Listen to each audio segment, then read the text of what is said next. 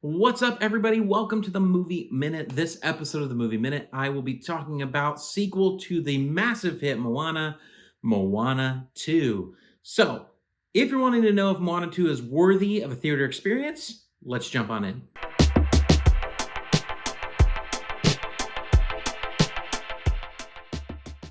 All right, so let's talk about Moana 2.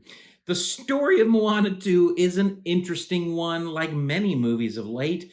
Moana 2 was originally envisioned as a show for Disney Plus. You can even go on IMDb and see that one of the directors attached to the film directed one episode, and you're like, wait, this is an episode, it's a movie.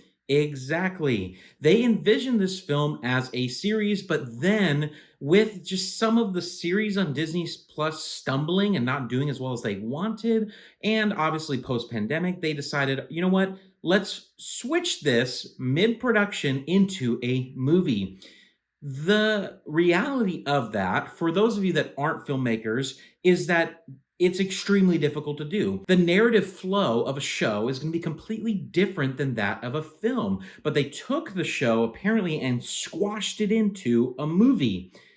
And that will make a lot of sense when we get into talk about the nitty-gritty things of this film. The story of Moana 2 takes place several years after the events of Moana, and Moana has matured quite a bit. She's really grown into her identity as a wayfinder and become a very respectable figure in her tribe. She has a little sister who's so sweet, and then the ancestors send her a sign that she must go on this new journey of wayfinding to explore a secret of Oceania. And then she goes into this giant adventure, taking new people along the way and reuniting with old friends. I'm talking about you, Maui, to figure out the mystery of the ancestors. And that is the gist of Moana 2 in a nutshell. So, without any major spoilers, let's jump in and talk about what I liked. You're going to hear a lot of things out there about Moana 2, and a lot of them are true, but one thing that we can all say is that Moana 2 is very fun. It is fun. The characters of Moana are fun. Moana and Maui are fun. They introduce some new characters that are fun as well. I think they expand on Hei and on Pua as well. I took my entire family to see this movie, and everybody had a lot of fun. There was a lot of smiles and a lot of laughing, and they enjoyed this movie immensely. I will also say that the beauty of Moana is there. That was something that was so amazing about the first film, is the colors and the animation and the style and the location. It had such a richness to it and a beauty. And that's all still there, and it's present in Moana 2, and it really shines. With the richness of the culture and the space and the style and the movie itself, there was also some really great moments with the characters. I mean, Moana is a good character. I really like her character. I like her character arc. And I like how she's impacted Maui and how Maui and Moana have both grown in their own ways through the first film and then continuing on into the second film. And so I enjoyed that aspect of this movie. It was the growth of the characters. The dialogue is fun and witty and silly and was very well written, in my opinion.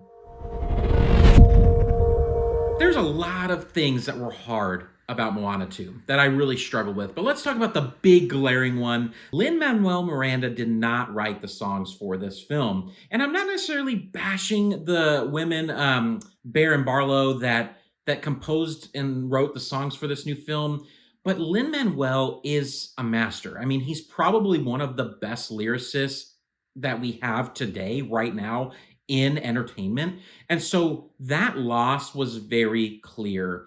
The songs were very forgettable. Musicals are meant to advance the narrative through song.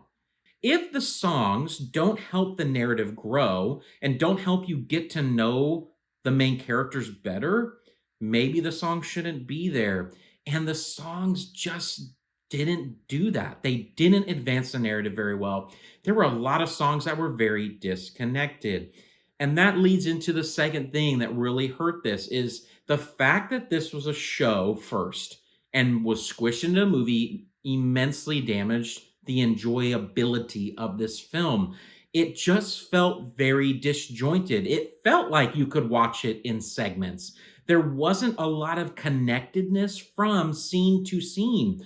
There was a lot of things going on in the beginning of the movie that I felt like they kind of lost by the end of the movie. And so the pacing and the rhythm were all off. And when you talk about pacing and rhythm and connectedness being off in terms of a narrative and telling a cohesive story, you are going to struggle. And the film really did. There were just so many characters in this film that we did not need.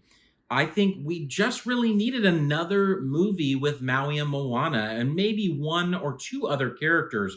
But they added so many new characters because it's a show. And in a show, you can introduce tons of new characters that you're going to get to know over a long period of time. But that's just not the way it works in a film. And so the number of characters really hurt this film, just as it did with Gladiator 2. I just think there was no moment for us to really get to know the new characters that they introduced, because some of them were intriguing. They were intriguing characters, but we just got too little of them for it to really matter. And so it actually hurt the story in the long run. It didn't help it. From an entertainment standpoint, as a family movie, the film was entertaining. It wasn't terrible. I had fun and my kids had fun. So I'd give it a 7 out of 10 for entertainment. It was entertaining. And like I said, the richness and the beauty really stand out. And it's awesome to see that on the big screen. From a critic's, filmmaker standpoint, this film struggled at so many places. It just was too broken, too disconnected, and losing Lin-Manuel hurt it too much. And so I'd probably give it like a 5 out of 10 from a filmmaker's perspective. It just really struggled from that end. Averaged out 6 out of 10 for Moana. I will say that it is a fun film, but it's not one I think you need to be rushing to the theater to see. So from a badge standpoint, I'm going to go ahead and give this a couch potato. I think you can wait till streaming on Moana 2. Not that anyone has. The film is killing it in the box office. And let me applaud all of you that are going and seeing movies right now. I will say the theater is totally awesome right now. You know, you got Wicked and Gladiator 2 and Moana 2. And even though these movies aren't all great, Wicked was great. The other two, meh. I think that it's awesome that people are going back to the movies. I love being in packed theaters, and Moana 2 was a packed theater. I saw it at Disney Springs here in Florida, and it was a fun environment to see the theater busy again. And it really put a little bit of joy in my heart to see so many people at the movies. At the end of the day, Moana 2 captures the richness and the beauty of the original film, but really lost a lot of its soul and its specialness. It's just so completely forgettable. Now, will I be able to forget it? Probably not, because my kids will probably watch it a million times, and then the songs will get stuck in my head. But I am slightly disappointed that it wasn't as big of a hit as I wanted it to be. So, if you like this video, like and subscribe. I'd love to be your movie guy. I would love to have you on this movie journey with me. And until next time, everybody, peace out.